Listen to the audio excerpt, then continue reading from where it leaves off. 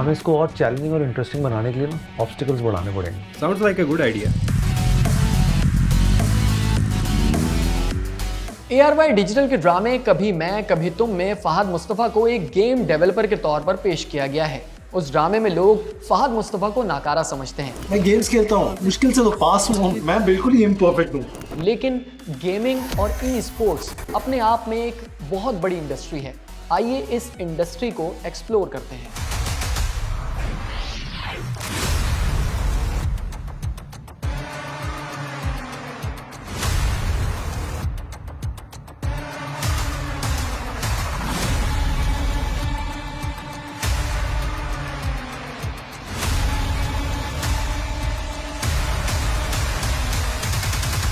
पाकिस्तान के अंदर हमारे पास काफ़ी टैलेंट है जो हम लोग देखते हैं कि यार वो पाकिस्तान का आगे नाम बना सकता है। जैसे आप देखते हैं आज से 20-25 साल पहले लोग क्रिकेटर बनना चाहते थे, यहाँ फुटबॉलर बनना चाहते हैं, लेकिन अब हम बात करते हैं तो लोग कहते हैं हम अरसलान ऐश बनना चाहते हैं, हम लोग ई स्पोर्ट्स प्लेयर बनना चाहते हैं। ये एक ओवरऑल इंडस्ट्री पूरी दुनिया में बढ़ रही है। और अभी हाल ही के अंदर आपने सऊदी अरब के अंदर ई स्पोर्ट्स वर्ल्ड कप देखा होगा।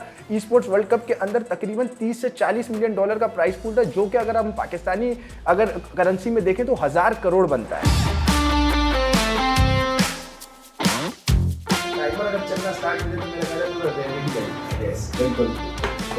जो पैशनेट होते हैं स्पोर्ट्स के लिए हम उनको यहाँ पे लाते हैं, उनको हम लोग जो है वो ट्रेन करते हैं और उनका पसंदीदा शौक देख के, जैसे कोई आया जिसको कंटेंट और कंटेंट राइटिंग का शौक था, उसको हम लोग ई स्पोर्ट्स कंटेंट राइटिंग में ले जाते हैं। कोई ब्रॉडकास्ट का शौक रखता है, उसको हम लोग ई स्पोर्ट्स ब्रॉडकास्टिंग सिखाते हैं कि हम लोग स्किल्स भी पैदा कर रहे हैं, लोगों को एक प्लेटफॉर्म भी दे रहे हैं और ओवरऑल पूरा पाकिस्तान में ई स्पोर्ट्स इकोसिस्टम हम ग्रो कर रहे हैं। How can you do this to me, Joseph? Hurricane was my property, it was my concept. You're just a worker and you're paid for everything that you've done.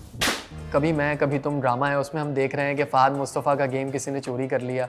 तो क्या वाकई ऐसा होता है कि गेम्स चोरी हो जाते हैं? अगर ऐसा होता है तो उसकी सेफ्टी के लिए आप क्या कर सकते हैं? ऐसे क्या सेफ्टी पे जा सकते हैं और अपना गेम बचा सकते हैं जिससे पता चले कि रियल ओनर उस गेम के आप ही थे? जितनी भी सॉफ्टवेयर डेवलपमेंट की इंडस्ट्री है उसके अंदर ऐसा होता है, गेम भी उसी का एक पार्ट है, गेम डेवलपमेंट भी। और अगर हम जैसे ओल्ड स्कूल की बात करें तो उस वक्त हम लोग क्या करते थे कि सोर्स कोड के अंदर अपने मार्कर्स छोड़ते थे ताकि बाद में हम उसको आइडेंटिफाई कर सकें कि ये एप्लीकेशन किसने बनाई है, चाहे वो गेम की हो या कोई दूसरी एप्लीकेशन। और अब क्योंकि टेक्नोलॉजी काफ़ी एडवांस हो चुकी है तो अब के ज़माने में गेम को इनक्रिप्ट करके रखा जाता है ताकि अगर कोड चोरी हो भी जाए तो दूसरा बंदा उसको यूज़ ना कर सके। जो एक्स्ट्रा ऑर्डिनरी ज़हीन लोग होते हैं वो इस फील्ड में जाते हैं और दुनिया के लिए वो ऐसा लगता है कि वो कोई पागल है, क्योंकि वो उनकी कंसंट्रेशन एक पर्टिकुलर पॉइंट पे फिक्स होती है और उसके हिसाब से वो अपनी डेवलपमेंट में या अपने काम में लगे हुए होते हैं। अब आप गेम डेवलपमेंट के हवाले से जैसे गेम उसमें दिखाया है ड्रामे के अंदर, तो फहद मुस्तफ़ा को बिल्कुल उसी तरह से दिखाया गया कि एक दुनिया से कटा हुआ इंसान है, वो अपनी कंसंट्रेशन पूरी लगाया हुआ है, लेकिन बाकी लोग उसको समझ नहीं पा रहे हैं। और ये नॉर्मल लाइफ के अंदर भी ऐसा ही होता है। कौन कहता है गेम से वक्त ज़ाया होता है? मिलियंस बना सकते हैं आप। तुम तो नहीं बनाते ना। गेम्स खेल के मैं पैसे कमा भी सकता हूँ और बना के भी पैसे कमा चुका हूँ। जो डेवलपर्स होते हैं उनको समझना दूसरे लोगों के लिए थोड़ा सा मुश्किल हो जाता है क्योंकि वो अपनी पूरी कंसंट्रेशन दूसरी तरफ लगा के बैठा हुआ है। सोशल लाइफ कम हो जाती है, जो खास करीबी दोस्त होते हैं वो समझ पाते हैं उसको। तुम्हारा गेम अप्रूव हो गया है? अगर ये हो गया तो अभी मेरी जितनी सैलरी है ना उससे 100 गुना नहीं 700 गुना ज़्यादा बढ़ जाएगी।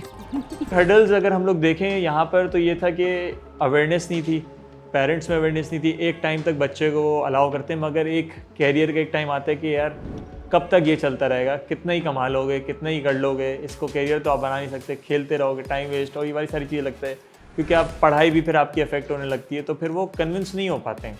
और बाहर के मुल्कों में आप देखें तो कैरियर है, टीम्स बनी हुई हैं, वो उनको स्पॉन्सर्स मिल रहे हैं, वो बूट कैंप में रह रहे हैं, तो वो सारी चीज़ें बाहर बहुत नॉर्मल हैं। हम लोग को ये आहिस्ता आहिस्ता नॉर्मलाइज करनी है।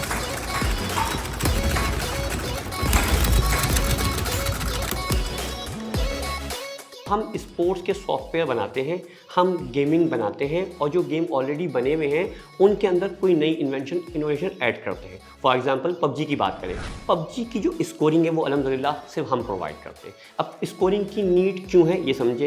एक क्रिकेट का मैच हो रहा है, उसके नीचे आप स्कोरिंग की टेम्पलेट को हटा लें तो मेरे ख्याल में शायद 10% ऑडियंस भी मैच नहीं देखेगी, क्योंकि उनका इंटरेस्ट खत्म हो जाएगा। तो हम ये क्रिकेट के लिए करते हैं, हम ये फुटबॉल के लिए करते हैं, और हम ये पबजी के लिए करते हैं। सोसाइटी एक्सेप्ट ही नहीं करती। जैसे आपने ड्रामे की एग्जाम्पल दी, उसके अंदर भी उसको एलियन तस्वुर किया जाता है। ये कौन सा आदमी है जो रात की शिफ्ट में काम करता है, खुदा ना खास्ता उल्लू तो नहीं है या ड्रिकोला तो नहीं है। एग्जैक्टली हमारे पास जो डेवलपमेंट के लोग हैं वो भी इसी तरीके से रात रात भर काम करते हैं और वो सोशली लोगों से कनेक्टेड नहीं होते। पहला मसला। दूसरा मसला ये है इलेक्ट्रिसिटी के इशू हैं यहाँ पे। तीसरा मसला जो है वो इंटरनेट की डिस्ट्रक्शन है, जिसमें से कुछ गवर्नमेंट की तरफ से भी बैन लगाया गया है, मना किया गया। यकीन करें हम एज ए टेक्नोलॉजी कंपनी हमने जो हर्डल फेस किए हैं इनके इश्यूज़ की वजह से, वो सिर्फ हम जानते हैं। आजकल हम लोग कंटेंट से काफ़ी एक्सपोज्ड हैं और ये कंटेंट ही है जिसकी वजह से हमारा माइंडसेट चल रहा है। जहाँ पे अब आप देख रहे हैं कि सास बहू के लड़ाई झगड़े चल रहे हैं, वहाँ पे एक सोशल इम्पैक्ट को, जो कि एक ग्लोबली ग्रोइंग इंडस्ट्री है, उसको हाईलाइट करते हुए उसको दिखा रहे हैं। तो मैं समझता हूँ कि ओवरऑल बहुत अच्छा इम्पैक्ट पड़ता है कम्युनिटी पे